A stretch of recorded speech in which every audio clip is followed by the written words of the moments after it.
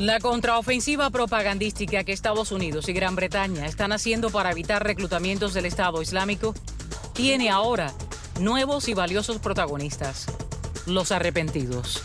Tras decapitar al británico David Haines, el grupo terrorista no oculta que tiene en su poder al menos a otros 24 rehenes occidentales. Algunas fuentes dicen incluso que son 40, pero sean 2 o 4 decenas. Lo curioso es que entre ellos hay, al menos, 5 británicos que llegaron a Siria con el ánimo de hacerse yihadistas y hoy corren peligro de muerte por querer dejar de serlo. Los británicos fueron despojados de sus armas en la fortaleza de Raqqa, el principal bastión de ISIS en Siria, y llevados a centros de castigo. Medios de prensa informan que lo que antes era bienvenida ahora se convirtió en desconfianza. Según el Daily Mail, los comandantes de ISIS sospechan que esos 5 británicos podrían ser los espías que están informando sus posiciones para que la aviación de Estados Unidos dispare contra los yihadistas. Voy con nuestros invitados. Le digo bienvenido al señor Ubay Atassi, que en general nos habla desde remotos rincones del planeta, empresario sirio-americano, activista, defensor de la libertad, de los derechos. Señor, buenas noches, gracias por acompañarnos. Buenas noches, un placer estar con ustedes. Muy, pero muy amable. Teniente coronel retirado del ejército estadounidense, Octavio Pérez, analista de inteligencia. Señor, buenas noches, muy buenas noches. El profesor Daniel Álvarez, director interino de la Iniciativa para el Centro Mundial de Estudios Musulmanes de la Universidad Internacional de la Florida. Señor, bienvenido. Gracias, Pedro. Voy a arrancar por el señor Atassi. Y el primer tema es lo que me tiene espantado, y es la coalición incluye muchos que dicen participan, pero algunos dicen, bueno, estamos participando, y ahora me entero que lo que están haciendo es donar $250.000 o asuntos similares. Y lo otro es este horror de lo de Irán. ¿Qué le parece? No me extraña de la coalición, porque acuérdate que además del hecho de que hace más de 3 años que estamos hablando de ISIS y estamos avisando al gobierno de Estados Unidos que ISIS existe, que ISIS crece, que ISIS está tomando pozos de petróleo, que ISIS tiene 85.000 barriles por día ahora, 3 millones de dólares de entrada por día. Estaba en Siria, estaba continuo, ahora que ataca Irak, todo el mundo se despierta. Matan 3 occidentales y todo el mundo se despierta. Hay más de 200.000 muertos sirios, 9 millones de presos. Eso no importa. Pero la coalición ya no tiene confianza en Washington. ¿Cuántas líneas rojas ha trazado el presidente Obama? ¿Cuántas advertencias ha dado el presidente Obama? La coalición ya no cree en un presidente que ha dicho tantas veces, ha hablado tantas veces de bloquear el espacio aéreo, de bombardear, de atacar, y no hizo nada. Entonces, la coalición hoy no es una coalición que puede decir, bueno, este es el líder que quiero que maneje mi del arco, ¿no? No pueden confiar en Estados Unidos, que ha perdido total credibilidad en lo que está pasando en esa zona. Teniente coronel, hace minutos reportes de bombardeo en áreas generalmente indicando el sur de la capital de Bagdad. Puede ser un área ahí que está más al oeste, como Faluya, un área que ha sido tomada desde hace tiempo por los terroristas. Pero por ahora la gran expectativa es cuándo comenzará a caer alguna bomba sobre los terroristas en Siria. Bueno, ahí es donde está el fallo de la coalición, porque todo depende, que fíjate que esto es como muy similar a lo que ocurre en Gaza. ¿De qué vale entrar en Gaza si sales de Gaza después de 6 días y no tienes nadie a ocupar el terreno? Es lo que llaman mowing the grass, o sea, cortar la hierba. Si tú no tienes sobre el terreno tropas para hacer la posesión del terreno después de un bombardeo extensivo, entonces todavía no hay una coalición, como decía el señor Ubay. Si tienes 1.500 diferentes sectores, o sea, diferentes guerrillas adentro de Siria, hay 3 del Ejército Libre Sirio, 3 generales que se autodenominan líderes, y ellos controlan meramente 15% del territorio nacional. Bashar al-Assad 50% y ISIS controla el 35%. El no haber tomado la iniciativa hace 2 años y medio, cuando estaban los generales saliendo del ejército, donde estaba la mitad de la familia saliendo, ahí pudo unificar muchos de las guerrillas. El mismo gobierno del Departamento de Estado los considera anti-islámicos, muy islamistas, y no hay apoyo. Entonces es muy difícil, en cuestión de 15, 20 días, tratar de apoyar. Hoy por hoy se apoyan menos de 15 grupos guerrilleros al norte de Alepo, pero eso no es suficiente.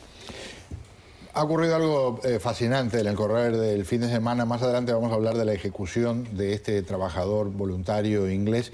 Pero una cosa muy interesante, porque tantos que van de Occidente, sobre todo de Europa, ahí a integrarse a este grupo ultraterrorista, Y resulta que ahora algunos están en la mira, algunos de esos mismos que han ido a ayudar a los terroristas.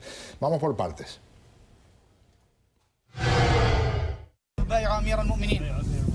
أبي بكر القريشي على السمع والطاعة في المنشط والمكره والعسر واليسر وعلى إقامة دين الله وجهاد عدو الله وعلى إقامة الدولة الإسلامية والذب عنها والله على ما أقول شهيد. الله يتقبل منه. Muy linda esa parte, ¿verdad? Pero entonces hay otros capítulos, como este.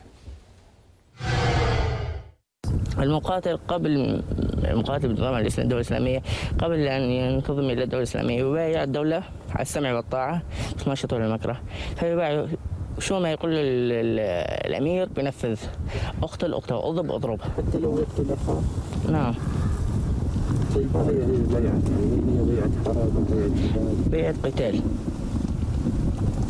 أي شخص. نعم. مدى الحياة. مدى الحياة. Aunque sea la propia familia. Y entonces algunos que han llegado de Gran Bretaña, de Francia, del mismo Estados Unidos, de repente descubren que el asunto no es cocinar para los Boy Scouts allá en un lugar en el medio de unas carpas. Es trabajar con unos asesinos que no tienen la menor piedad y pueden hacer este tipo de cosas. Volvamos al tema de la coalición, profesor. Bueno, lo que decía el coronel y aquí mi hermano... el presidente Obama hace un año, en el 2013, fue al Congreso y le pidió dinero para mandarle armamento. Estamos hablando hace un año, no ahora. Y ambas cámaras, el Comité de Inteligencia de ambas cámaras, le han negado la ayuda al presidente. Vuelve el presidente en junio a pedir 500 millones de dólares y el Congreso también le niega los 500 millones. Han muerto ambas peticiones del presidente hace un año. Podía haber pedido hace 2 años o 3 años, quizás, pero el hecho es que el presidente ha pedido dinero.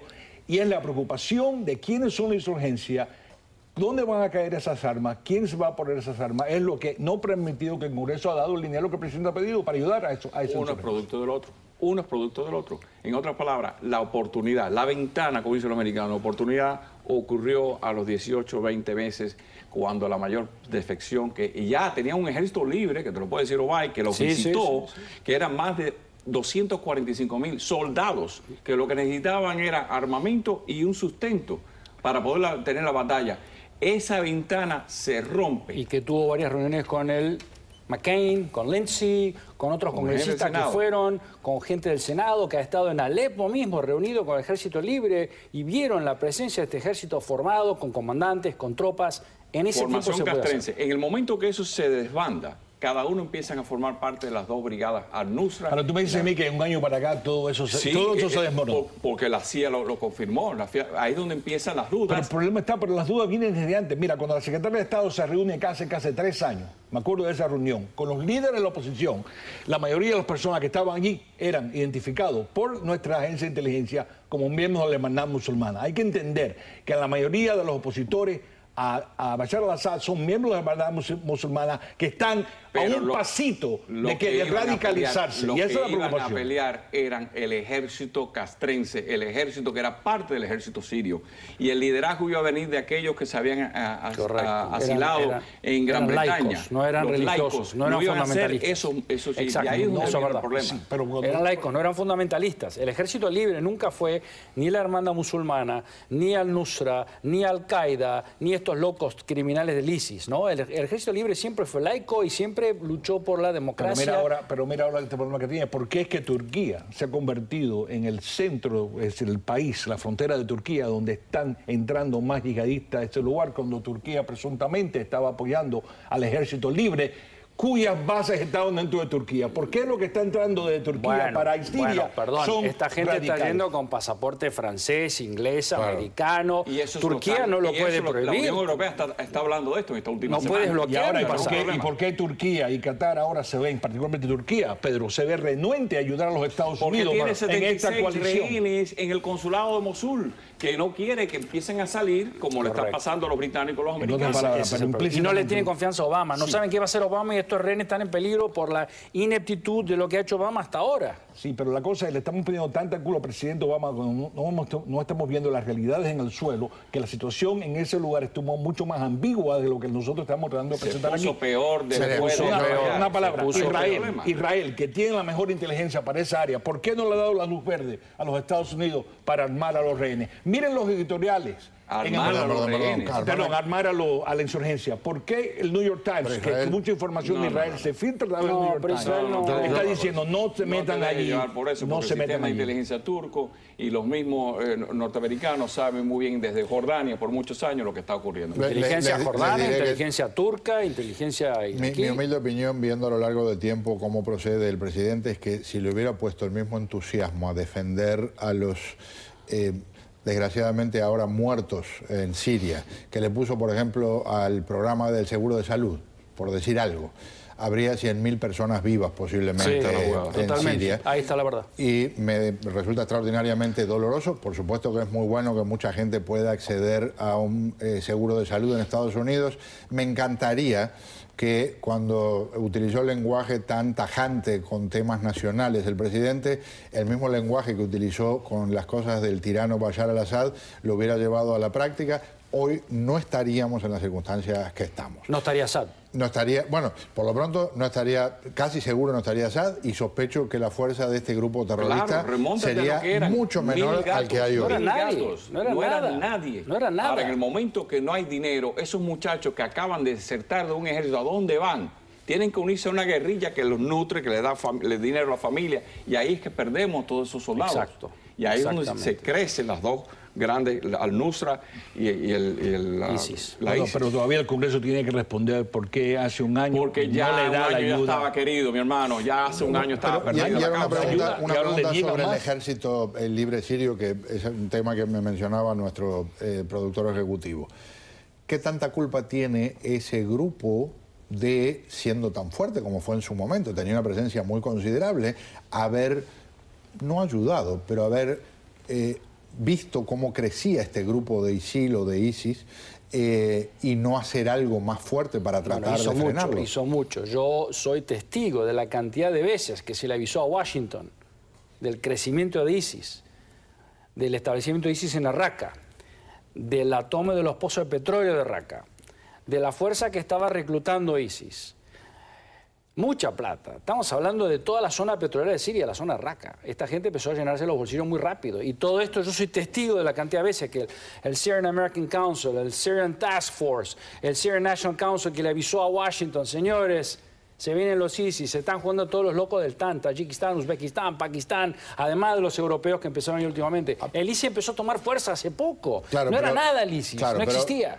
Lo que me plantea me parece válido si hablamos de los mensajeros del Ejército Libre Sirio que le dijeron viene el lobo, viene el lobo, viene el lobo. Es cierto que viene el lobo está ahí, tenemos fotos del lobo, pero yo lo que digo es si había decenas de miles de luchadores. Hubo muchas guerras en la zona, las brigadas, el Liwat Tawhid, Surur Sham, el Frente Islámico, juntos con el Ejército Libre, lucharon contra eso. Pero te puedo contar de un pequeño incidente la semana pasada. Hubo una reunión donde trataron de reunirse para ver cómo podía mejorar la cosa. Vino un hombre del ISIS, voló los 45 que estaban presentes del alto comando de Ahrar Sham. Pero espera un momentico, ese grupo no era secularista. Una brigada. No, es una brigada al frente. Ese grupo era yihadista. Espera. Era yihadista también. Ahora tú me estás diciendo que no. No mezcles. Las brigadas que están junto al Frente Islámico, que están junto al Ejército Libre, no son yihadistas. No, pero los que volaron, esos 28 no, que volaron. esos eran yihadistas, pero tienen su propia autonomía. Tienen su propia área. Ahí está, lo que ustedes me quieren decir. Pero no son fundamentalistas, no son terroristas, no son yihadistas. Están luchando contra ISIS, ayudando al Ejército Libre y ayudando al Frente Islámico. Tampoco son Nusra. De acuerdo, pero son yihadistas. En otras palabras, el problema que tienen los comités de inteligencia americanos, el problema que tiene la CIA, es que todos estos grupos parecen ser diferentes. Pero ahora porque están luchando y necesitan nuestra ayuda. Pero el problema está cuando la ayuda llega, ¿qué pasa? Se radicalizan aún más porque son diferentes matices de una agenda yihadista global. Que antes de tener, hoy hay 1.500 diferentes organizaciones en Siria combatiendo. ¿Y tú sabes cuáles son los yihadistas y cuáles no son? La mayor parte, el 80% de acuerdo a la CIA, son yihadistas. El problema viene, lo que te está diciendo, enorme. Pero eso no fue lo que ocurrió hace 18 o 20 veces. Ok, pero una cosa importante. Yo le voy a decir, yo sé quién es este señor, por ejemplo. Fíjense. My name is David Cawthorne Haynes. I would like to declare that I hold you, David Cameron, entirely responsible for my execution. You entered voluntarily into a coalition with the United States against the Islamic State, just as your predecessor, Tony Blair, did, following a trend amongst our British Prime Ministers who can't find the courage to say no to the Americans. Unfortunately, it is we, the British public, that in the end will pay the price for our Parliament's selfish decisions. La tristeza infinita de que ponen a este señor David Haynes a leer un mensaje obviamente redactado por los terroristas. Hay quienes dicen, caramba, si sabe que va a morir, ¿para qué se pone a leer eso? Tal vez la esperanza es no voy a morir si lo leo. Lo triste es que sí ocurre y este es el ejecutor. This British man has to pay the price for your promise, Cameron, to arm the Peshmerga against the Islamic State, and playing the role of the obedient lapdog, Cameron, will only drag you and your people into another bloody and unwinnable war. Una de las cosas que me hace hervir la sangre, lo mencionó el señor Atassi al principio, han muerto, yo no sé el número exacto, creo que nadie sabe el número exacto, pero han muerto 180.000 dicen unos, 200.000 dicen otros, 225.000 dicen otros en Siria. La abrumadora mayoría de los que han muerto, gente inocente. Han sido masacrados. Entonces ahora todo el mundo está pendiente y me parte el corazón y le ofrezco mi pésame a los familiares de los 3 que han sido decapitados ahora. Pero como ahora golpean en la puerta de Occidente realmente, como ahora hay una familia aquí en Pinecrest, en la Florida, como ahora hay una familia en Inglaterra, como había otra familia previa en Estados Unidos, ahora hay una atención diferente que se le presta al tema y ahora sí empiezan a bombardear. Yo digo, si hubieran empezado a bombardear mucho tiempo atrás, cuando ya había una masacre en marcha, las cosas no estarían como hoy. Correcto. Absolutamente. No? Absolutamente. Absolutamente. Discutiblemente, mira, yo creo que al principio se perdió una oportunidad. Yo creo que ese punto me parece a mí que hay que concederlo al principio, ¿no? Pero mira, decir, por ejemplo, que ISIL empezó a entrar a Siria muy tardíamente, no es así. Ellos empezaron a entrar en Siria en 2011. Está bien, pero ellos están activos. Pero no eran nadie. No tendría más de 2.000 efectivos. Correcto. En 18 meses ocupan Raqqa, la provincia y la capital. Ocupan toda esa área, ya tienen una base de operaciones. Y petróleo. Petróleo. Pero al entrar en Irak, entran en Mosul. 280 millones de dólares y oro, porque consiguieron hasta oro, porque en esos países hay mucho oro en los bancos. En otras palabras, tienen 3 millones de dólares de entrada con el petróleo que venden al mercado negro. Por día. Diario. Entonces, ahí es donde hay dinero, señor, y ese es el problema. Hasta aquí llegué con el tiempo, ahora que menciona eso, otra más, y por supuesto seguiremos hablando del tema en los próximos días. Turquía no es un país ahí perdido en un rinconcito del mundo, es un integrante de organizaciones muy poderosas a nivel mundial. Yo no puedo creer que el resto de los países no le digan, Turquía, ustedes no le pueden estar comprando petróleo a esta gente, porque es una cosa que ha ocurrido. Turquía es OTAN. Claro, entonces estamos hablando, Organización del Tratado del Atlántico Norte, un integrante traicionando a los otros porque con el petróleo ese que están comprando están financiando que le maten, por ejemplo, a estos rehenes. Pero obvian más a Bashar al-Assad que a ISIS y están dispuestos ellos y Qatar a ayudar a esos radicales. Van a pagarlo con sangre seguramente. Lo están pagando con sangre. Gracias por acompañarnos, señores. Placer estar aquí. Muy, pero muy amables. Vamos a un paréntesis al regresar, lo que pasa en Cuba, con un ángulo que tiene que ver con la lucha de gente que busca salir adelante, como se dice popularmente, como cuentapropistas, y se meten en unos líos tremendos en esas circunstancias. Pero primero, cuando regresemos, nos vamos a asomar por lo que está pasando en 2 ángulos en Venezuela. Uno tiene que ver con lo que ha pasado en este hospital y en otros, en lugares donde está muriendo gente y nadie sabe exactamente por qué, y el otro con lo que, si se mantiene este ritmo, serían más de 1.500 médicos, enfermeras y técnicos de la salud cubanos escapándose para pedir asilo en Estados Unidos.